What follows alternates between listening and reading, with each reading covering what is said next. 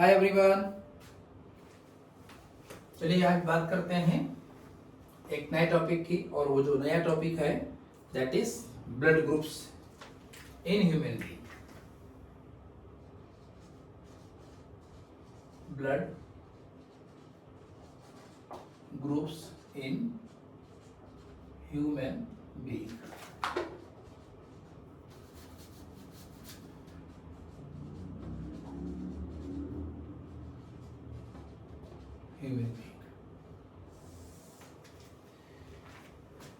जैसे कभी कोई व्यक्ति, किसी पर्सन को मान लीजिए कभी कोई इंजरी होती है, अब उस इंजरी के टाइम पर एक्सेस ब्लड लॉस हो गया है, या कोई एनीमिक कंडीशन है, या मल्टीपल कुछ न कुछ ऐसी कंडीशंस आती हैं जहां किसी न किसी व्यक्ति को ब्लड ट्रांसफ्यूज करने की जरूरत पड़ती है। अब ऐसी सिचुएशन में अगर हम किसी एक व्यक्ति का ब्लड, किसी एक पर्सन का ब्लड किसी एक दूसरे पर्सन में रैंडमली ट्रांसफ्यूज कर दें, तो हो सकता है उसका लक है कि वो जिंदा बच जाए। बट कभी कभी सिचुएशन ऐसी आती है कि अगर ब्लड मैच ना किया जाए और चढ़ा दिया जाए, या फिर उसको ट्रांसफ्यूज कर दिया जाए, तो पेशेंट की डेथ हो जाती है। तो इस समस्या को सॉल्व करने के लिए लैंड स्टीनर ने इस डायरेक्शन में किया गया। साइंटिस्ट का नाम Karl Landsteiner. Karl Landsteiner, ये एक साइंटिस्ट थे। कार्ल लैंड स्टीनर ने इस डायरेक्शन में काम किया, और इन्होंने देखा कि जो लोग हैं, जो पीपल हैं, उनकी आरबीसी की प्लाज्मा मेम्ब्रेन पर कुछ स्पेसिफिक टाइप के प्रोटीन्स पाए जाते हैं, या मैं मोर कह सकते हैं स्पेसिफाइड करूं तो स्पेसिफिक टाइप की ग्लाइकोप्रोटीन्स पाई जाती हैं। और ये जो स्पेसिफिक टाइप की ग्लाइकोप्रोटीन्स पाई जाती हैं, उन ग्लाइकोप्रोटीन्स का इन्होंने नाम दिया, और वो नाम दिया क्या? एंटीजन का नाम दिया। वेरी क्लियर, उसका नाम दिया एंटीजन। और उसी के बेस पे देखा कि वो अलग अलग लोगों में अलग अलग तरीके के ब्लड प्रोटीन्स पाए जाते थे, या वो एंटीजन्स पाए जाते थे।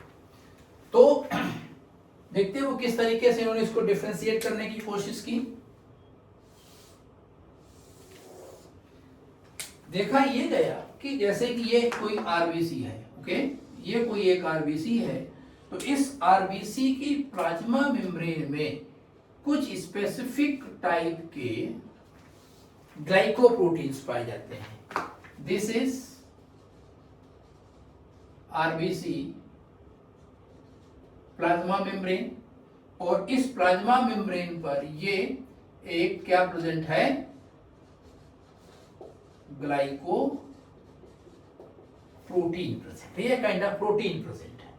और ये ग्लाइको प्रोटीन का नाम दिया गया एंटीजन और एग्लूटिनोजन। एग्लूटिनोजन एंटीजन नाम क्यों दिया गया? एक्चुअली ये दो वर्ड से मिलके बना है। Anti for antibody, that mean इसके अगेंस्ट में काम करने वाला मॉलिक्यूल। जेन फॉर जनरेशन, ऐसा कोई भी मॉलिक्यूल जो किसी पर्सन की बॉडी में पहुंचने के बाद उसकी बॉडी में एंटीबॉडी फॉर्मेशन को प्रोवोक कर दे, या उसके इम्यूनोलॉजिकल रिस्पांस को प्रोवोक कर दे, ऐसे केमिकल को हम लोग कहते हैं एंटीजन, या एग्लूटिनोजन के नाम से भी दिया जाता है।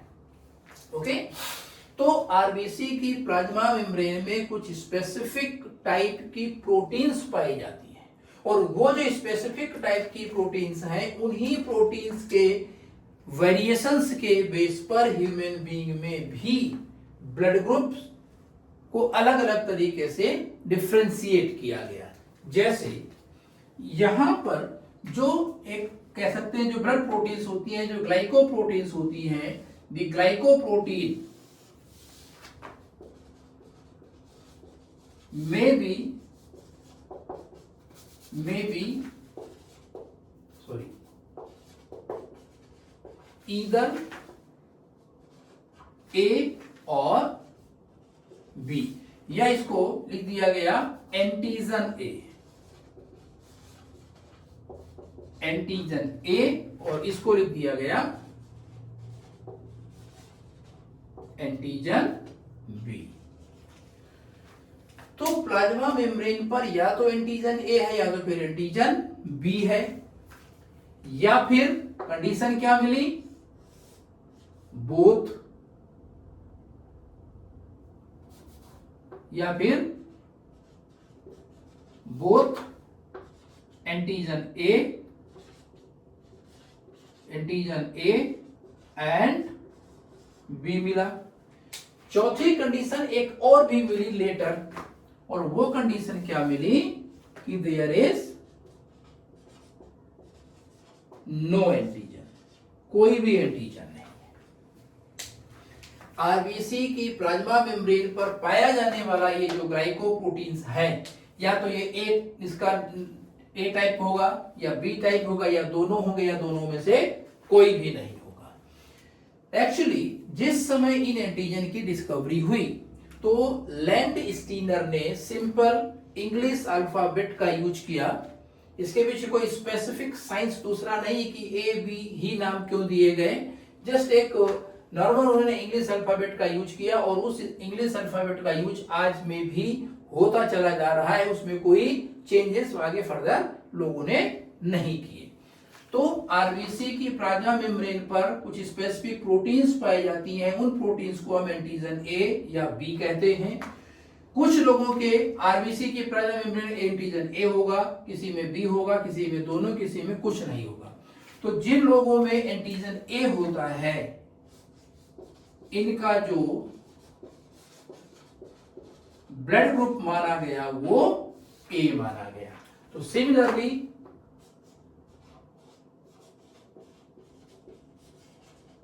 इनका जो ब्लड ग्रुप हुआ वो क्या हुआ, बी हुआ। और ऐसे पीपल, ऐसे लोग जिनके आरबीसीज में बोथ एंटीजन पाए जाते हैं, इनका जो ब्लड ग्रुप हुआ, इनका जो ये ब्लड ग्रुप हुआ वो हुआ जाकर के ए बी। और चूंकि नो एंटीजन, अब नो का मतलब जीरो, जीरो को ओ भी पढ़ते हैं, इसलिए इसका कर दिया गया ब्लड ग्रुप ओ। ये हो गया ब्लड ग्रुप ओ दे दिया, इसका ओ दे दिया, इसका ए बी दे दिया, इसका बी कर दिया और इसका ए कर दिया। अब एक और चीज ध्यान देते हैं, ये कोई ब्लड वेसल लिया हमने, वेरी क्लियर, ओके दोस्तों, ये हो गया ब्लड वेसल। अब इस ब्लड वेसल में क्या प्रेजेंट है, ये आरबीसी प्रेजेंट है। आरबीसी की प्लाज्मा मेम्ब्रेन पर स्पेसिफिक ये प्रोटीन्स पाई जाती हैं, ओके, ये specific protein that is antigen है। अब यहीं पर ये जो आरबीसी के बाहर ब्लड वेसल्स में यहां पर क्या भरा होता है, प्लाज्मा, ये प्लाज्मा है। और इस प्लाज्मा में एक अनदर ग्लाइकोप्रोटीन पाई जाती है,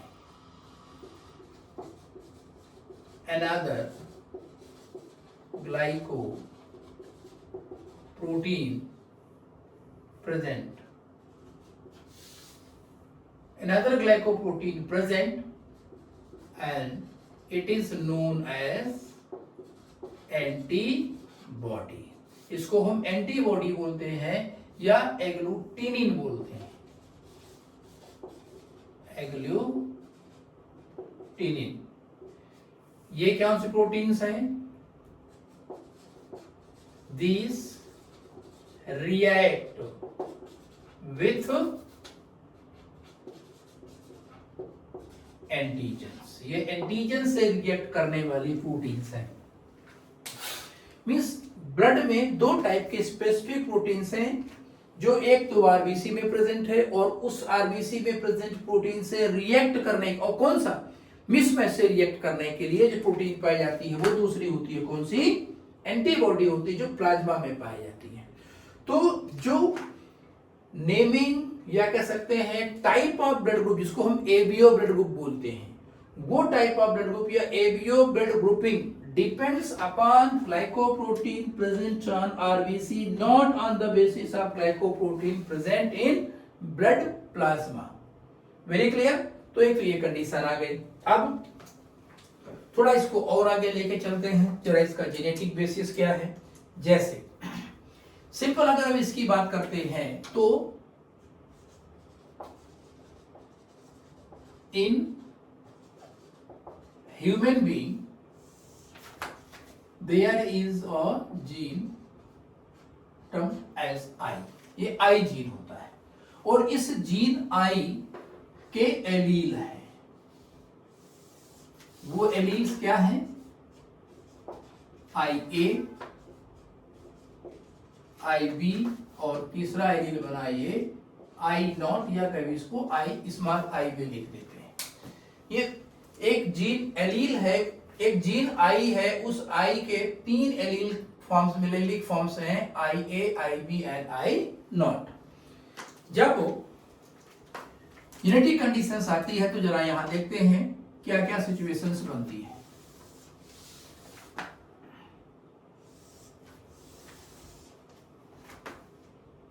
सबसे पहला कंपोजिशन आपका पार्ट अपना कॉलम बनेगा एलील्स का, एलिलोमार्स का।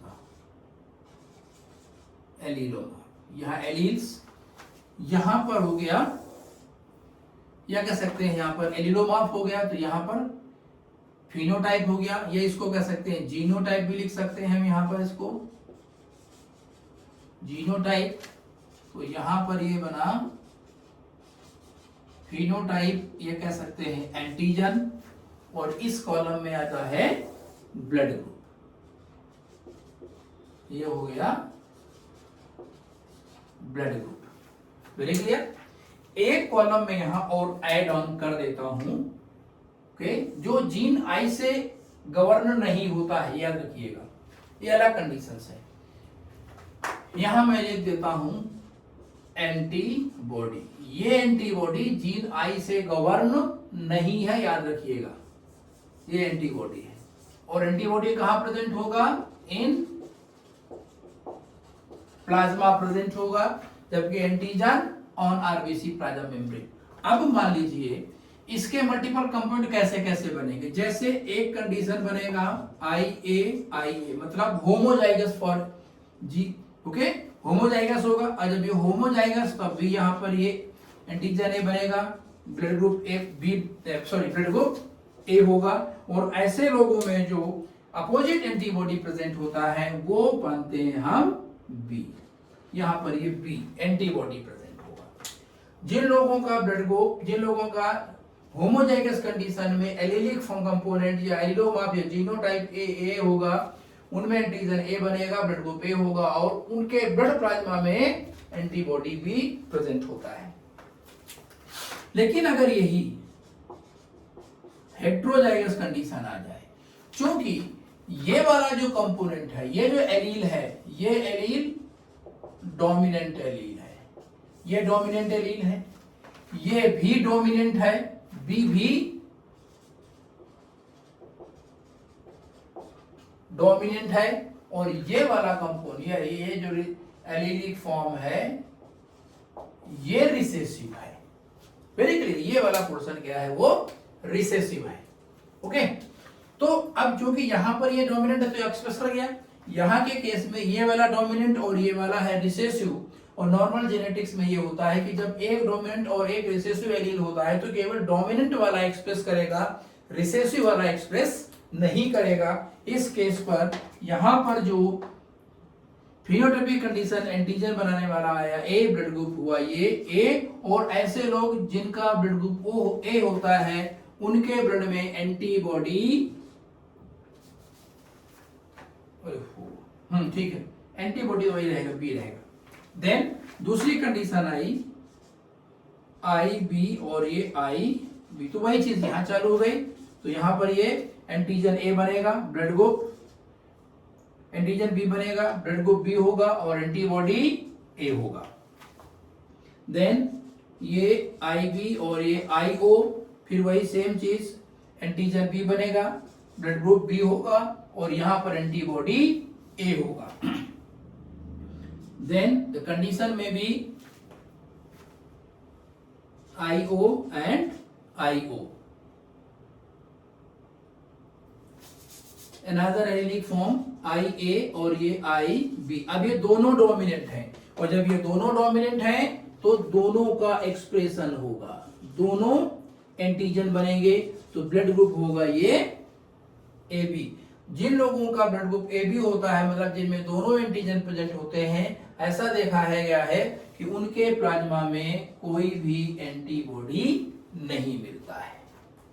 वेरी क्लियर, कोई भी एंटीबॉडी उनके ब्लड में नहीं मिलता है। और 6 एलेलिक कंपोज कॉम्बिनेशन होता है IO या सकते हैं स्मॉल i। रिसेसिव कंडीशन में यहां पर there is no formation of an antigen. So अब एंटीजन नहीं है तो ब्लड ग्रुप मान लिया गया 0 या O कह सकते हैं, ब्लड ग्रुप O बना। और जबकि ऐसे लोगों में एंटीबॉडी A और B दोनों होते हैं। मोर प्रिसाइजली इनको अगर हम स्मॉल केस में लिखें तो ये और ज्यादा इजी हमें समझ में आ जाता है। अदरवाइज सिंपल है, पूरा लिखना पड़ेगा एंटी-B, एंटी-B, एंटी-A, एंटी-A और एंटी-A एंड B। ओके, तो अगर ह्यूमन ब्लड ग्रुप का जेनेटिक्स देखा जाए तो यहां पर अपने पास 6 जीनोटाइप बनते हैं, 1 2 3 4 5 6। IA है तो डोमिनेंट दोनों हैं, वो ये कंडीशंस आपका ब्लड ग्रुप A होगा। IA और IO हेटेरोजाइगस कंडीशन। और मोस्ट ऑफ जो पॉपुलेशन अगर ह्यूमन बींग्स की देखी जाए तो हेटेरोजाइगस है, क्योंकि यहाँ पर रैंडम मेटिंग चलती है। उस रैंडम मेटिंग में होमोजाइगस कंडीशन बहुत कम मिलती है, हेटेरोजाइगस कंडीशन ज्यादा मिलती हैं। तो अगर बाई चांस कभी कोई क्वेश्चन सॉल्व करने के लिए भी आए तो मोस्ट ऑफ केस पर अगर क्वेश्चन में यह चीज यूज नहीं किया गया है कि होमोजाइगस या हेटेरोजाइगस है, तो भी हम ये हेटेरोजाइगस कंडीशन ही मान करके चलते हैं। जैसे कि एक एग्जांपल के फॉर्म में अगर हम लेना चाहें तो देखें, आप चाहे तो इसका एक स्क्रीनशॉट ले सकते हैं। मैं आपको आगे दूसरा टॉपिक इसमें आगे पढ़ाने जा रहा हूं।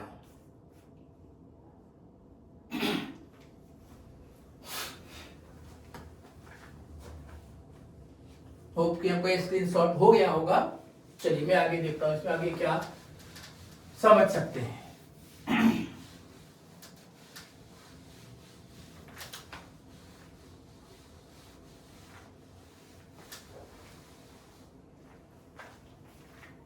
जैसे क्वेश्चन आया कि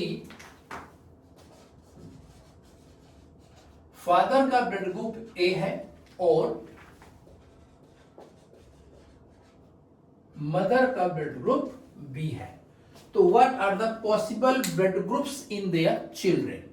तो इस केस पर क्वेश्चन है father's blood group A and mother's blood group B।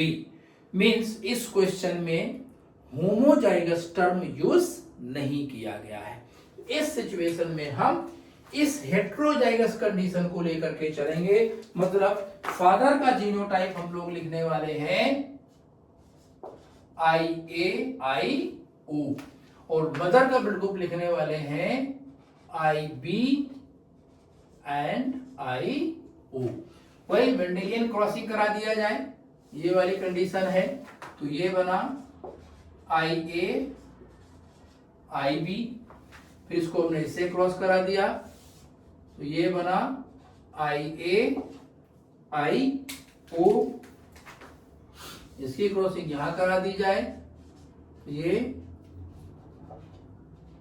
IB और ये IO और फोर्थ कंडीशन ये बना IO और ये IO, ये I नॉट भी पढ़ सकते हैं। अब देखिए IAIB, ये है IAIB मींस दोनों एंटीजन बने होंगे और इस केस पे यहां पर जो ब्लड ग्रुप डेवलप होने वाले हैं वो एक तो AB होगा, IAIO ये वाला ब्लड ग्रुप यहां पर A होगा।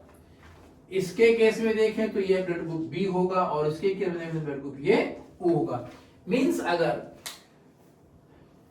फादर का ब्लड ग्रुप ए है और मदर का ब्लड ग्रुप बी है, तो उनके बच्चों में चार के चारों ब्लड ग्रुप के होने की संभावना है, पॉसिबिलिटीज होती हैं। अब इस बेस पर हम क्वेश्चन बदलते बदलते कैसा भी क्वेश्चंस आ जाए आप इसको आसानी से निकाल सकते हैं। बस ध्यान ये रखना है कि इसमें वर्ड होमोजाइगस तो नहीं दिया है। अगर क्वेश्चन आ जाए father is homozygous for blood group B, अब father is homozygous for blood group B, तो ये वाला कंपोनेंट हम उठा लेंगे। और मदर में लिख जाएगा नॉर्मल है तो मदर को ले लिया जाएगा हेटेरोजाइगस, फादर का होमोजाइगस कंडीशन कर दें, या उसको हम रिवर्स भी कर सकते हैं। Very clear. तो इस तरीके से यहाँ पर ये चालू हो जाता है। मदर और फादर के ब्लड ग्रुप के बेस पर हम पेरेंट्स बच्चों का ब्लड ग्रुप आसानी से फाइंड आउट कर सकते हैं। चलिए अब हम आगे पढ़ने वाले हैं ब्लड ट्रांसफ्यूजन। अगला टॉपिक है ब्लड ट्रांसफ्यूजन।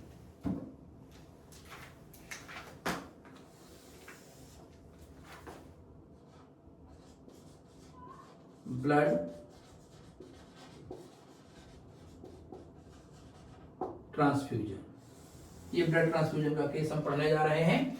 ब्लड ट्रांसफ्यूजन मतलब जैसे कि कोई एक व्यक्ति है, ओके, और उस पर्सन के केस की सिचुएशन ये है कि उस पर्सन को कभी कुछ मेजर इंजरी हुई है और उस मेजर इंजरी के दौरान उसको कुछ ऐसी इंजरी हुई कि मेजर ब्लड लॉस हो चुका है, और ये जो मेजर ब्लड लॉस हुआ है उस मेजर ब्लड लॉस में उसका बचना संभव नहीं है, तो फिर उसको किसी डोनर से ब्लड लेकर के देना पड़ता है।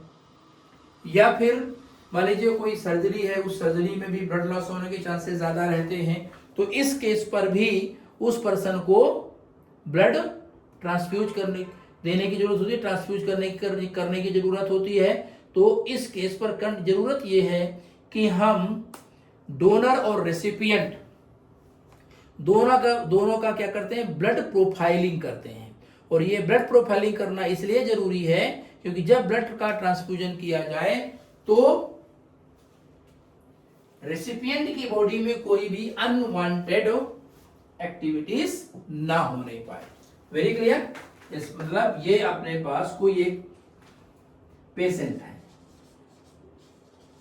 या हम इसको हम कह सकते हैं ये एक रेसिपिएंट है। अब इस रेसिपिएंट में किसी भी कारण से क्या है, ब्लड लॉस बहुत ज्यादा हो गया है, ब्लड लॉस बहुत ज्यादा हुआ है, ओके, ब्लड लॉस का जो डिग्री है वो ज्यादा है, और अगर इसको बचाया जाना है तो क्या होगा, कोई हमें एक डोनर लाना पड़ेगा जहां से ब्लड लेकर के हम इसको दे सकते हैं ताकि इसको हम जिंदा बचा सके, इसको हम सरवाइव रख सके, इसको अलाइव रख सके। तो सबसे पहले हमें क्या करना होता है कि डोनर और रेसिपिएंट का ब्लड प्रोफाइलिंग करना है, मतलब दोनों के ब्लड ग्रुप को मैच करना पड़ता है। क्योंकि अगर हम मिसमैचिंग ब्लड ट्रांसफ्यूजन करा देंगे तो रेसिपिएंट की बॉडी में जो एंटीबॉडीज होती हैं वो एंटीबॉडीज डोनर के आरबीसी की एंटीजन से रिएक्ट कर जाएंगी, और जब वो रिएक्ट कर जाएंगी इस केस पर हीमोलाइटिक एक्टिविटीज रेसिपिएंट बॉडी में होना शुरू हो जाएगी। ठीक है, तो उस चीज को बचाने के लिए जरूरी है कि डोनर और रेसिपिएंट का ब्लड ग्रुप प्रोफाइलिंग कर लिया जाए। तो मार्केट में रेडीमेड एंटी सीरम आदि इसको हम एंटीबॉडी कह सकते हैं। Very clear. अब मान लीजिए अपने पास यहां पर एक ये हमने टेस्ट एक ये स्लाइड लिया है, ये एक स्लाइड लिया है, और इस स्लाइड में रखा गया क्या, एक ब्लड सैंपल है। ये ब्लड सैंपल रखा गया है, ब्लड सैंपल। आप लोग इसको घर में आसानी से कर भी सकते हो। मेडिकल स्टोर में जो रेडीमेड एंटी सीरम आते हैं, ये ब्लड सैंपल लिया गया एक स्लाइड के ऊपर। अब क्या किया गया, यहां पर हम ऐड करेंगे एंटी सीरम या एंटीबॉडी ऐड करते हैं, एंटी सीरम या एंटीबॉडी। मान लीजिए हमने यहां पर एंटी सीरम ए ऐड किया है, एंटी सीरम ए ऐड किया, तो एंटी सीरम क्या है, ये एंटीबॉडी ए ही होता है। और अगर यहां पर ब्लड क्लॉट कर जाए तो ब्लड क्लॉट हो जाएगा। हमने यहां पर एंटी बी भी ऐड कर दिया, मान लो और करके ए ऐड किया है तो ब्लड क्लॉट हुआ है। ये बी ऐड करने पर क्लॉट की कंडीशन क्या होगी, या एंटीबॉडी बी लिया और यहां पर ब्लड क्लॉट नहीं होता है और इसमें हो जाता है। क्योंकि जो यहां पर कुछ एंटीजन प्रेजेंट होगा और वो जो एंटीजन होगा वो उसके साथ ये एंटीबॉडी रिएक्ट करता है। अगर ये एंटीबॉडी ए इस ब्लड सैंपल में प्रेजेंट किसी केमिकल से रिएक्ट करने के रिजल्टेंट ये ब्लड को क्लॉट करा रहा है, इसका मतलब यहां पर एंटीजन ए प्रेजेंट है। और अगर एंटीजन ए प्रेजेंट है तो इसका जो रिजल्ट आएगा, इसका जो हमें रिजल्ट आएगा वो रिजल्ट ये होगा कि इस ब्लड सैंपल में जो दिया हुआ ब्लड है इसका ब्लड ग्रुप ए है। Very clear. सिमिलरली हम कोई एक मान लीजिए और दूसरा कुछ करना चाहते हैं, तो जब ये हमने दूसरा एक क्या लिया, स्लाइड लिया, और इस स्लाइड में हमने फिर ये ब्लड सैंपल रखा और इस ब्लड सैंपल में अब हमने दोबारा से वही एंटी सीरम ऐड किया, मतलब हमने एंटीबॉडी ए ऐड किया या फिर एंटीबॉडी बी ऐड किया। एंटीबॉडी ए ऐड करने के रिजल्टेंट यहां पर ब्लड क्लॉट नहीं हो रहा, लेकिन एंटीबॉडी बी जब ऐड किया गया तो यहां के केस में ब्लड क्लॉट हो जा रहा है। तो इसका रिजल्ट ये निकला कि यहां पर जो सैंपल में दिया हुआ ब्लड है उसका जो ब्लड ग्रुप है वो बी है। क्यों? क्योंकि antibody B react with the antigen B. तो जब इस सैंपल में एंटीजन बी होगा तभी ये एंटीबॉडी रिएक्ट करेगा, अदरवाइज ये एंटीबॉडी रिएक्ट नहीं करेगा। और जब वो रिएक्ट नहीं करेगा तो फिर वहां पर क्लॉट होने के चांसेस नहीं होंगे। तो अगर ये क्लॉटिंग हो रही है तो इसका मतलब है कि यहां पर एंटीजन बी प्रेजेंट है, और अगर क्लॉटिंग नहीं हो रही इसका मतलब यहां पर एंटीजन बी नहीं है।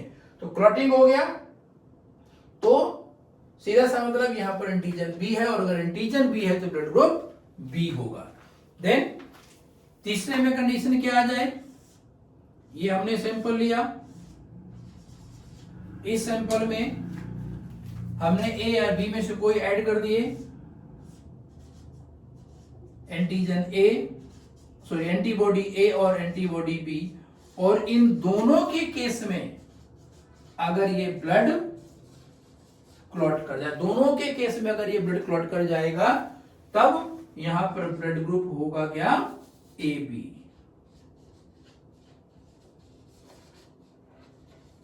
Blood group will be A B होगा, यहां पर ए बी ब्लड ग्रुप निकलेगा। और फोर्थ वन हम यहां ये ले सकते हैं कि इस फोर्थ वन के केस में ये ब्लड सैंपल लिया गया और ब्लड सैंपल लेने के बाद यहां पर ये एंटी ए और एंटी बी या एंटीबॉडी बी और एंटीबॉडी ए ऐड किए गए, और इन दोनों के केस में रिजल्ट ये हुआ कि there is no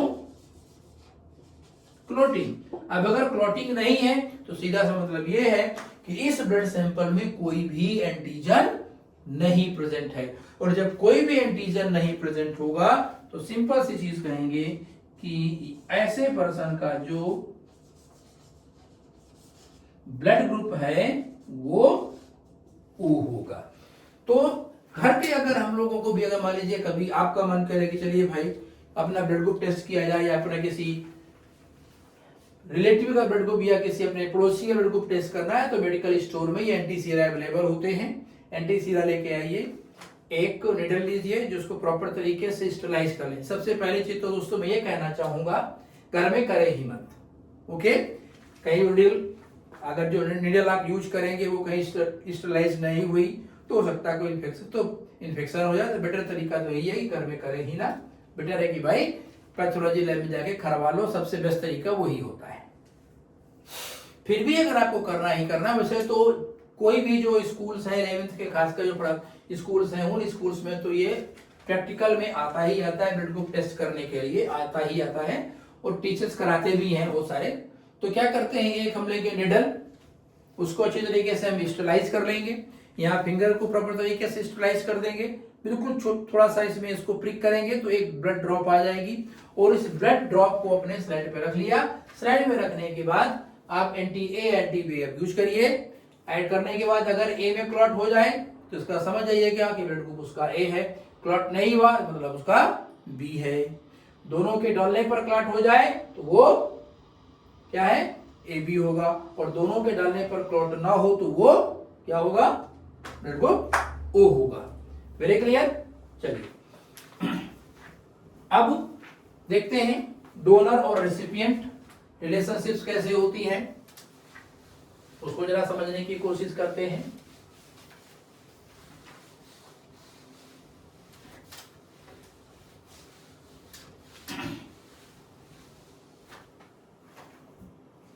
Here it is donor and here it is recipient। तो चार ब्लड ग्रुप्स हैं, A B A B and ये ओ। यहां पर ये antigen A B A B both, यहां पर भी। अगर एंटीबॉडी की बात करें तो एंटीबॉडी, या इसको ऐसा करते हैं थोड़ा सा मॉडिफाई कर देते हैं अलग तरीके से, एंटीजन को अब सुपरस्क्रिप्ट में इधर लिखते हैं A B A and B both nil. Antibody को मैं यहां पर अभी इजीली समझने के लिए लिख रहा हूं स्मॉल केस में। यहां पर मैंने बनाया ये बी ए, ये दोनों नील, और यहां पर ए और बी दोनों पाए जाते हैं। जो अपर केस पे लिखा है ये एंटीजन को डिनोट किया गया है, और जो लोअर केस में लिखा है वो एंटीबॉडी को डिनोट किया गया है।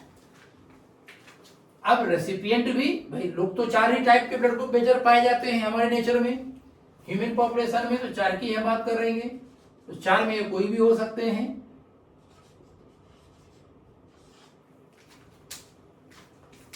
यहां पर भी ये एंटीजन कैपिटल में लिखा है,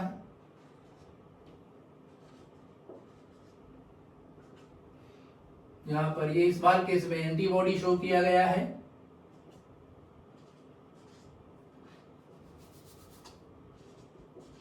ये कंडीशन है।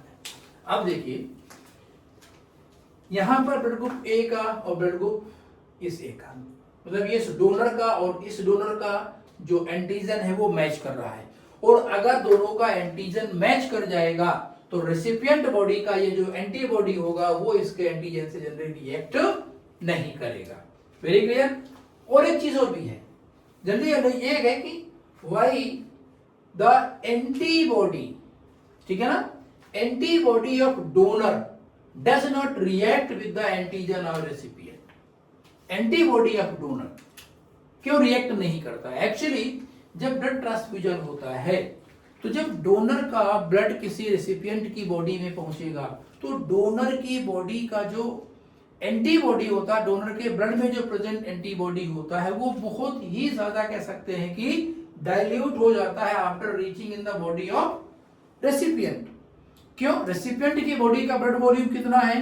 अप्रोक्सीमेट 5 लीटर के आसपास माना जाएगा, ठीक है, दिया गया तो ठीक है, ब्लड कम होने पर दिया गया तो कुछ तो कम हो गया होगा, बट जो उसको मिला है वो एक बार में कितना मिलता है? वो मिलता है approximate 350 ml, that is 1 unit जो ब्लड होता है वो 350 ml होता है। तो जब किसी डोनर के ब्लड रेसिपिएंट की बॉडी में जाता है तो जो डोनर्स एंटीबॉडी होते हैं वो रेसिपिएंट की बॉडी में बहुत ज्यादा कम, ये कैसे बहुत कम मात्रा में होते हैं, बहुत कम क्वांटिटी में होते हैं, तो रिएक्ट नहीं कर पाते। दूसरा, आज के मॉडर्न टाइम पर ब्लड ट्रांसफ्यूजन के पहले ब्लड में कुछ प्रोसेसिंग की जाती है और उसमें एंटीबॉडीज को निकालने की कोशिश करते हैं, मतलब लीस्ट एंटीबॉडी कंसंट्रेशन रखा जाता है, जिससे कि जब वो ब्लड रेसिपिएंट की बॉडी में जाए तो कोई हार्मफुल इंपैक्ट ना होने पाए। खैर, तो अब यहां देखे जिसका जिसका एंटीजन मैच है वो आसानी से एक दूसरे को ब्लड डोनेट कर सकते हैं। तो जैसे ये है, ये इसको ब्लड डोनेट कर देगा, वेरी क्लियर। ये भाई साहब इनको ब्लड डोनेट कर देंगे, ठीक है। ये भाई साहब हैं, चलो भाई बीमार पड़ गए, इनको दे दो, ये अपने आप को दे देंगे। तो आपस में लेन देन तो चलेगा ही चलेगा, लेकिन समाज कभी कभी ऐसा होता है कि जो कॉम्प्लेक्स समाज होता है, उस कॉम्प्लेक्स समाज में कोई किसी के साथ भी अपना लेन देन करता है। अपने समाज में तो करते करते दूसरे के साथ भी करते हैं। और वो कैसे? एक ऐसा व्यक्ति जिसमें एंटीजन तो दोनों हो लेकिन एंटीबॉडी कोई भी ना हो। एंटीजन दोनों है लेकिन एंटीबॉडी कोई नहीं, मीन्स किसी भी बाहर से आने वाले एंटीजन से रिएक्ट करने के लिए यहां पर एंटीबॉडी बिल्कुल भी नहीं। एंटीजन तो है, देखो एंटीजन की रिएक्शन नहीं होगी, एंटीबॉडी की रिएक्शन नहीं होगी। रिएक्शन जब भी होगी वो एंटीजन और एंटीबॉडी, और कहां पर? डोनर्स एंटीजन और रेसिपिएंट्स एंटीबॉडी के बीच में रिएक्शन होगी। तो अगर कोई ऐसा ब्लड ग्रुप जिसमें एंटीबॉडी लेकिन एंटीजन दोनों हो, तो अगर हम उसको किसी का ब्लड डोनेट भी करें तो चूंकि ऐसे रेसिपिएंट में कोई भी एंटीबॉडी नहीं है, और जब एंटीबॉडी कोई नहीं है तो बाहर से आने वाले किसी एंटीजन से वो रिएक्ट करेगा ही नहीं। मीन्स ये जो व्यक्ति है जिसका ब्लड ग्रुप हम यहां पर मानते हैं क्या? ए बी, ये ए बी वाले भाई साहब है, ये क्या है? किसी से भी ब्लड ले सकते हैं, ये किसी से भी ब्लड ले सकते हैं। ओके, क्योंकि अगर ए वाले ने इसको दिया तो इसमें एंटीजन एलिमेंट प्रेजेंट है, मींस ये व्यक्ति बाहर से कोई दूसरा नया एंटीबॉडी रिसीव नहीं कर रहा। ये है एंटीजन, अब ये एंटीजन है तो ये एंटीजन से रिएक्शन तो करेगा ही नहीं। एंटीबॉडी यहां पर है नहीं कि उसको एक साथ रिएक्ट कर पाए। बी वाले में एंटीजन भी है, यहाँ भी एंटीजन भी है, दोनों में सेम चीज प्रेजेंट हो गई, लेकिन यहाँ पर ए नहीं है। ए इसमें तो है लेकिन आया तो नहीं बाहर से। दूसरी चीज यहाँ पे वही एंटीजन एंटीबॉडी नहीं है तो इसके एंटीजन से रिएक्ट नहीं करेगा। तो ओवरऑल कंडीशंस में क्या है कि एक ऐसा पर्सन जिसमें एंटीजन भले ही दोनों हो लेकिन अगर एंटीबॉडी एक भी नहीं है तो वो जो रेसिपिएंट होगा वो डोनर के एंटीजन से रिएक्ट नहीं कर पाएगा। और इन दिस केस जो person blood group A B वाले होते हैं इनको हम लोग क्या मानते हैं? यूनिवर्सल रेसिपिएंट कहा जाता है। मतलब ये किसी भी स्थिति में हो इनको कहीं ना कहीं से ब्लड का जुगाड़ हो जाएगा। इनको किसी पे ज्यादा मतलब इतना वो नहीं है कि भाई अरे यार ब्लड नहीं मिलने वाला, भाई साहब बीमार पड़ गए हो, जो मन आए भैया आके तू ब्लड दे जा, हमें कोई टेंशन नहीं क्योंकि हमारी बॉडी ही ऐसी। बशर्ते एक चीज भी और यहाँ पर है, वो भी आपको मैं इसके बाद बताऊंगा। और एक चीज है, और वो क्या है कि ऐसा नहीं कि कोई भी इसको ब्लड दे जाए, यहां तक तो ठीक था, इसके आगे का जब अभी हम पढ़ने वाले हैं वो खतर चीज आ जाएगी। खैर उसमें खतरा आ जाता है।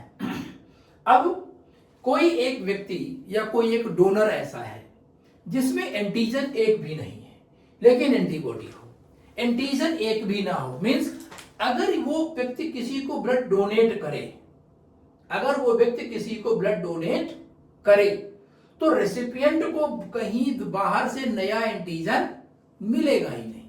जैसे ये व्यक्ति है जिसका ब्लड ग्रुप ओ है, मतलब ये डोनर जिसका ब्लड ग्रुप ओ डोनर है। अब अगर मान लो ये बी को दे तो इसमें तो एंटीजन है नहीं, तो रेसिपिएंट बी को कोई बाहर से नया न्यू एंटीजन नहीं मिला। और जब बाहर से कोई न्यू एंटीजन अगर यहां पर इसको नहीं मिल रहा है तो रिएक्शन होने का चांस नहीं है। सिमिलरली ये व्यक्ति जो रेसिपिएंट ए रेसिपिएंट है, अगर इसको दिया जाए तो यहां पर भी कोई एंटीजन नहीं है, और जब यहां एंटीजन नहीं है तो भी आसानी से ये इसको ब्लड दे सकता है। मींस जो पर्सन ब्लड ग्रुप ओ वाले लोग होते हैं वो किसी को भी ब्लड डोनेट कर सकते हैं, इसलिए इनको कहा जाता है यूनिवर्सल डोनर। मतलब ये किसी को भी आसानी से अपना ब्लड डोनेट कर सकते हैं, क्योंकि इसमें एक भी एंटीजन नहीं प्रेजेंट है। जब एंटीजन नहीं है तो किसी भी टाइप के डोनर की बॉडी में जाएगा तो डोनर का जो एंटीबॉडी है वो इसके एंटीजन से रिएक्ट नहीं कर पाएगा। Very clear. तो अभी मैं आपको एक चीज बता रहा था कि इसका दूसरा एस्पेक्ट क्या है, और वो दूसरा एस्पेक्ट अब पढ़ाने जा रहा हूं। आप चाहे तो इसका एक स्क्रीनशॉट ले सकते हैं, सो दैट मैं अगला टॉपिक इसमें इसी में पढ़ाऊंगा अभी।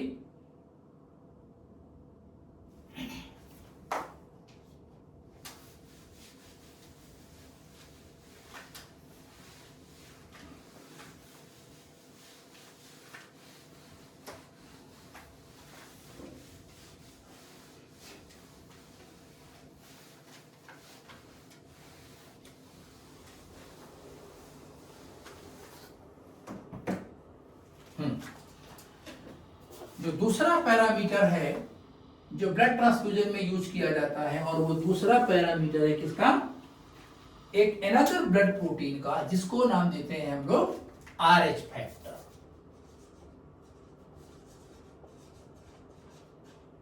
RH फैक्टर की बात करते हैं।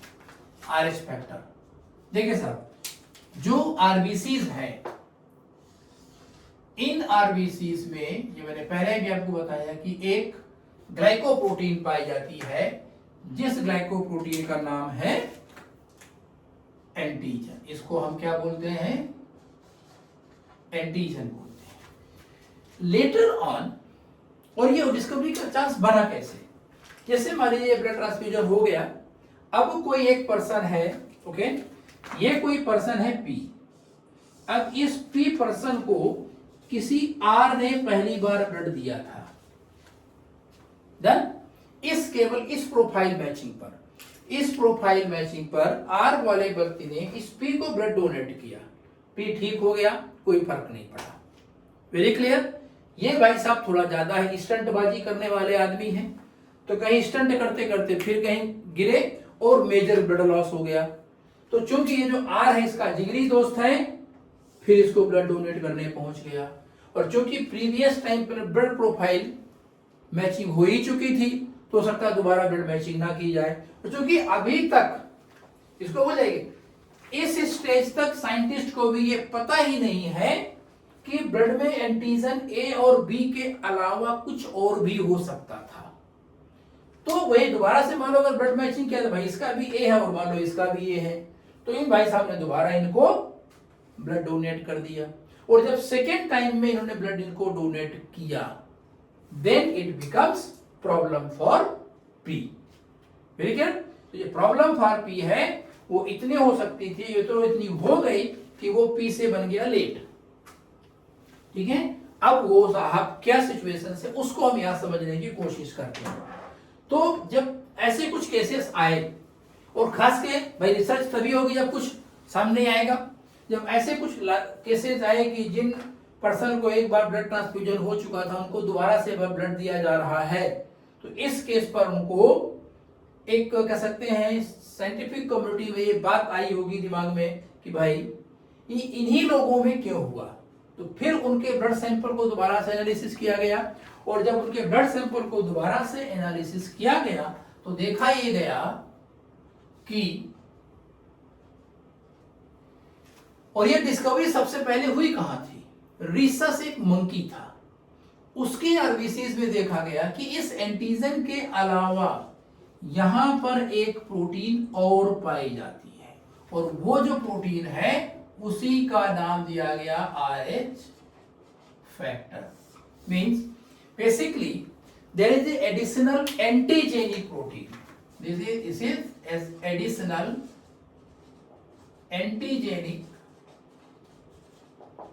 protein present on plasma membrane of RBCs along with A और B।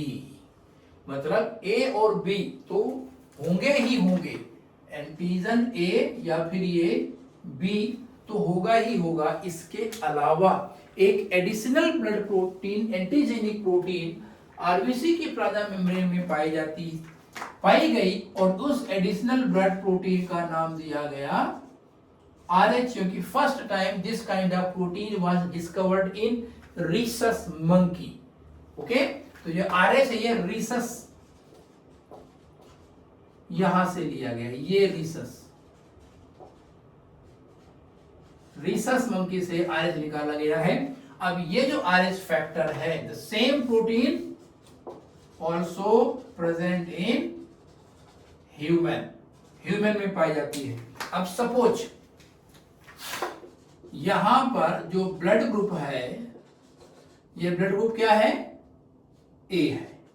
अब इस ए वाले ब्लड ग्रुप में RH एंटीजन प्रेजेंट हो सकता है या RH एंटीजन एब्सेंट होता है। अगर RH एंटीजन प्रेजेंट है या RH एंटीजन एब्सेंट है, यदि प्रेजेंट है तो ब्लड ग्रुप होगा ए पॉजिटिव लिखा जाएगा। Very clear. और अगर RH एंटीजन एब्सेंट है तो ये ए निगेटिव लिखा जाएगा। तो अब आप अगर कभी किसी पर्सन से उसका ब्लड ग्रुप पूछो और वो बोले कि ए पॉजिटिव है, बी पॉजिटिव है या ए बी पॉजिटिव है, ए निगेटिव, बी निगेटिव या A B negative, O positive या ओ निगेटिव है, तो ये समझ लें कि जो रूट एंटीजन जो बता रहा है वो ए पॉजिटिव, तो ए किसको डिनोट करेगा? ये इन एंटीजन्स को डिनोट करता है। और ये जो पॉजिटिव या निगेटिव का साइन है वो RH को रिप्रेजेंट करता है। तो मीन्स ऐसे जैसे कहा गया ए पॉजिटिव, जैसे आप में से मान लीजिए आप वो किसी का ब्लड ग्रुप बी पॉजिटिव है, तो इसका मतलब ये हुआ कि उसके आरबीसीज में बी एंटीजन तो प्रेजेंट ही है, साथ ही साथ उसमें RH भी प्रेजेंट होता है। Very clear. और ये भी कैसे पता करेंगे? वही ब्लड सैंपल लें, मार्केट में इसका भी रेडीमेड एंटी सीरम आता है, अगर आपने सीरम ऐड किया प्रोटीन हो गई, इसका मतलब RH प्रेजेंट है। मीन जैसे कि ये अपने पास एक हमने ब्लड स्लाइड लिया, ये ब्लड स्लाइड यहां पर ये ब्लड रखा हुआ, सैंपल रखा गया और इसमें हमने क्या ऐड किया? एंटी RH एंटीबॉडी ऐड कर दिया। थोड़ा बड़ा लिख देते हैं, एंटी RH एंटीबॉडी यहां पर क्या किया गया? ये ऐड कर दिया गया। और जब ये एंटी RH एंटीबॉडी ऐड कर दिया जाए तो रिजल्ट आपके पास दो मिलेगा। यहां पर क्लॉटिंग या तो होगी और या तो फिर क्लॉटिंग नहीं होगी। क्लॉटिंग अगर है तो ये RH का जो एंटी RH एंटीबॉडी कर सकते हैं, एंटीबॉडी प्रेजेंट है, ये एंटीबॉडी अगर यहां पर हमने ऐड किया है और अगर क्लॉटिंग हुई, इसका मतलब इस ब्लड सैंपल में RH एंटीजन है। मींस यहां पर ब्लड ग्रुप सैंपल लिखा जाएगा पॉजिटिव। डन। और इसके केस में ब्लड ग्रुप सैंपल लिखा जाएगा ये नेगेटिव। तो अगर ब्लड सैंपल में आपने ये वाला तो कर लिया पहला एक्सपेरिमेंट, सीरम एंटी सीरा ए और बी वाला, और मान लीजिए और एक तीसरी आप दूसरी स्लाइड बनाएं और उस दूसरी या तीसरी स्लाइड में आपने RH एंटीबॉडी डाल दिया है, तो जो एंटी RH एंटीबॉडी आपने उसमें ऐड किया और तब क्लॉटिंग आपको देखने को मिलती है, इसका मतलब है कि वहां पर RH फैक्टर प्रेजेंट है। और अगर क्लॉटिंग नहीं हो तो इसका मतलब वहां पर RH फैक्टर एब्सेंट है। Very clear? ओके।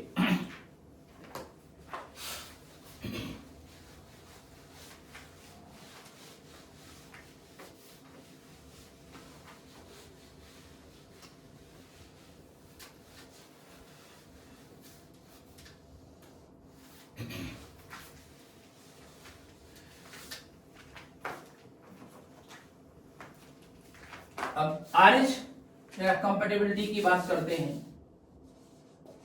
RH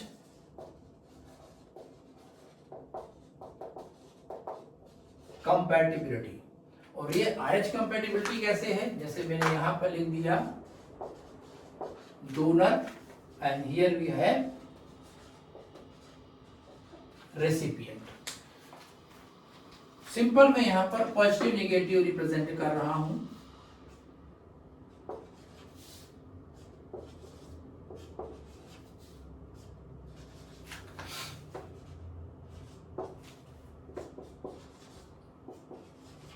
चलिए देखिए, जैसे अगर हम ए ले लें तो ये A positive, A positive, A negative, B positive, B negative, या A negative, A positive, A negative. अगर डोनर है और रेसिपिएंट, दोनों का जो बेसिक एंटीजन वो है। Very clear. अब हम वो तो जो इसके पहले वाला जो मैंने कॉन्सेप्ट पढ़ाया है एक ब्लड ट्रांसफ्यूजन का, वही है जिस डोनर रेसिपिएंट का रहेगा। केवल अब यहां फोकस कर रहे हैं सिर्फ आरएच पर। एक बार दोबारा समझ लो, इस कॉन्सेप्ट को पढ़ाते समय मैं आपको यह बताना चाहता हूं कि आरएच कैसे अफेक्ट करेगा। अदरवाइज जो रूट एंड ब्लड ग्रुप है वही है। लाइक अगर पढ़े गया मैंने, इसका बी है तो बी डोनर जिसका ब्लड ग्रुप बी है किसको ब्लड देगा? बी वाले को ही दे पाएगा, ये बी वाले को देगा। तो नॉर्मल हम बी मार्क लेते हैं कि ये बी पॉजिटिव है, ये बी पॉजिटिव है, ये बी नेगेटिव है, ये बी नेगेटिव है, ये बी नेगेटिव है, ये बी पॉजिटिव है, ये बी पॉजिटिव लेकिन ये बी नेगेटिव है। और ऐसे सिचुएशन में अगर ब्लड ट्रांसफ्यूजन किया जाए तो जो पॉजिटिव से पॉजिटिव को ब्लड जाएगा, ये ब्लड ट्रांसफ्यूजन बच्चा दोस्तों हमेशा सक्सेसफुल रहेगा। कारण है कि यहां पर आरएच फैक्टर प्रेजेंट है, यहां भी आरएच फैक्टर प्रेजेंट है, तो रेसिपिएंट की बॉडी को कोई एक डिफरेंट मॉलिक्यूल नहीं मिल रहा है। और अगर कोई डिफरेंट मॉलिक्यूल नहीं मिले, इसका मतलब कोई डिफरेंट एंटीजन नहीं मिल रहा। जब तक बॉडी को एक डिफरेंट एंटीजन नहीं मिलेगा तब तक बॉडी रिस्पॉन्ड नहीं करेगी। तो यहां पर क्या हुआ कि ब्लड ट्रांसफ्यूजन कितनी बार भी हो वो हमेशा सक्सेसफुल रहेगा।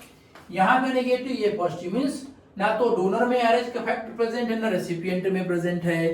तो इस टाइप का ब्लड ट्रांसफ्यूजन भी हमेशा सक्सेस रहेगा। मतलब ए नेगेटिव बी नेगेटिव कितनी बार भी एक दूसरे को ब्लड ट्रांसफ्यूज कर सकते हैं। ए नेगेटिव वाले को कितना भी दे दे, ए नेगेटिव बी नेगेटिव वाले को कितना दे दे, कोई फर्क नहीं पड़ेगा। यहां पर ये क्या है, डोनर नेगेटिव है और रेसिपिएंट पॉजिटिव है। तो डोनर की बॉडी में तो चीज ऑप्शन, लेकिन रेसिपिएंट की बॉडी में है। तो अगर ये डोनर इस रेसिपिएंट को, मींस ये ए नेगेटिव वाला व्यक्ति अगर ए पॉजिटिव वाले को ब्लड दे तो ए तो दोनों का कॉमन है, इसका मतलब उस एंटीजन के लिए कोई रिएक्शन तो होगी नहीं। अब यहां पर आरएच का फैक्टर क्या है, एब्सेंट है, और यहां पर आरएच का फैक्टर प्रेजेंट है। तो इसकी बॉडी में तो ऑलरेडी से आरएच फैक्टर, लेकिन इसकी बॉडी में नहीं है। तो अगेन दिस आरएच पॉजिटिव, ये जो पॉजिटिव वाला व्यक्ति है, again this is not receiving any more antigen from outside. और अगर अगेन ये is not receiving any more antigen from outside, तो इन दिस केस भी ये ब्लड ट्रांसफ्यूजन कितनी बार भी हो सक्सेसफुल रहेगा। इधर देखते हैं, ये पर्सन आरएच पॉजिटिव है और ये नेगेटिव है।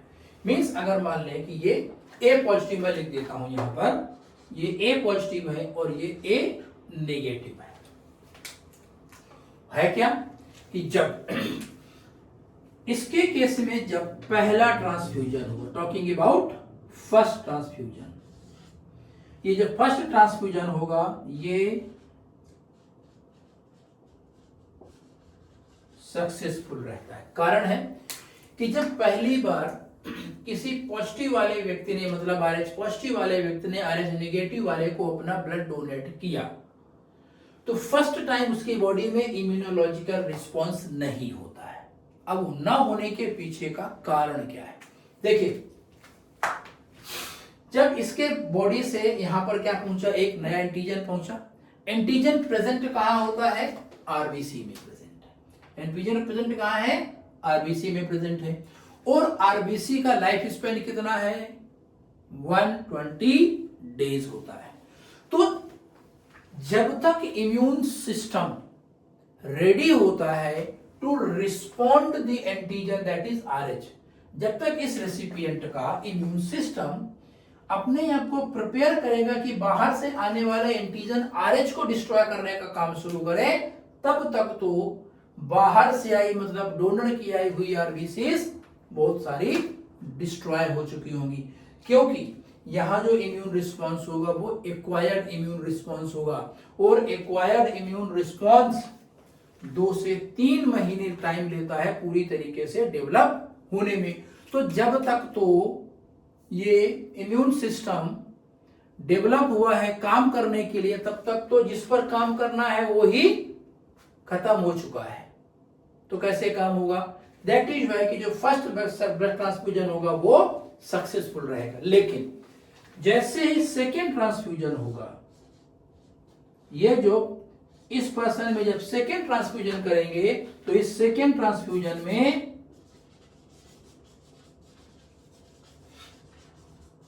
एरिथ्रोब्लास्टोसिस हो सकती है। और वो कैसे?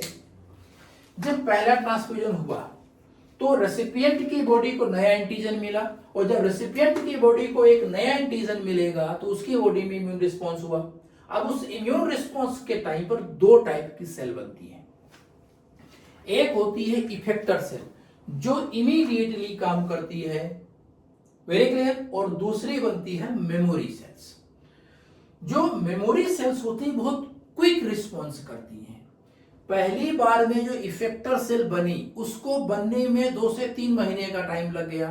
तो जितनी देर में इफेक्टर सेल अपने आप को काम करने के लायक बनाती हैं, तब तक तो एंटीजन कैरिंग आरबीसी ही डिस्ट्रॉय हो चुका है, तो रिएक्शन होने के चांसेस नहीं होते हैं। यहां पर कंडीशन क्या है? सेकेंड टाइम पर क्या है? अब रिएक्शन फास्ट होगा। वो क्या होगा? क्योंकि फर्स्ट ट्रांसफ्यूजन के टाइम पे बन जाती है मेमोरी सेल्स, और वो मेमोरी सेल जैसे सेकेंड ट्रांसफ्यूजन में आरएच वाला प्रोटीन आएगा, एंटीजन आएगा, क्विक रिस्पॉन्स करेगी। मीन्स जो काम 60 दिन में होता था वो काम 2, 4, 5 दिन में शुरू हो जाएगा। और उस क्विक रिस्पॉन्स होने के कारण जो रेसिपिएंट्स की आरबीसी, जो डोनर की आरबीसी होती हैं, उनका डिस्ट्रक्शन चालू होता है, और लार्ज स्केल डिस्ट्रक्शन होने के रिजल्टेंट उस रेसिपिएंट की बॉडी में जगह जगह ब्लड क्लॉटिंग या थ्रोम्बोसिस हो सकती है, आरबीसी का डिस्ट्रक्शन मतलब हीमोलाइसिस हो सकता है, और इस केस पर जो रेसिपिएंट है उसकी डेथ हो सकती है। दैट इज वाई जो रेसिपिएंट अगर नेगेटिव है तो वो नेगेटिव वाला ही ब्लड ले, कभी भी जब भी ले, पॉजिटिव वाला ब्लड कभी रिसीव ना करे। अब अगर जाओ उस पिछले कॉन्सेप्ट पर कि अब यूनिवर्सल डोनर और यूनिवर्सल रेसिपिएंट कौन होगा, तो यूनिवर्सल डोनर ओ नेगेटिव होगा। यूनिवर्सल डोनर ओ नेगेटिव क्यों? क्योंकि यहां पर आरएच का फैक्टर नहीं है। ये पॉजिटिव वाले को दे तो भी कोई फर्क नहीं पड़ेगा, और नेगेटिव वाले को दे तो भी कोई फर्क नहीं पड़ेगा, और यूनिवर्सल रेसिपिएंट होगा A B positive. A B positive universal recipient होगा। क्यों? इसको चाहे तो आरएच पॉजिटिव का ब्लड आ जाए और चाहे आरएच नेगेटिव का ब्लड आ जाए, इसकी बॉडी में चूंकि ऑलरेडी से आरएच फैक्टर प्रेजेंट है, तो भी इसकी बॉडी में कोई भी हार्मफुल इंपैक्ट नहीं होगा। Okay, so as much as I can explain it, now you also revise it, do the questions sincerely and try to just learn much better in every कह सकते हैं part of learning of your life. Thank you so much.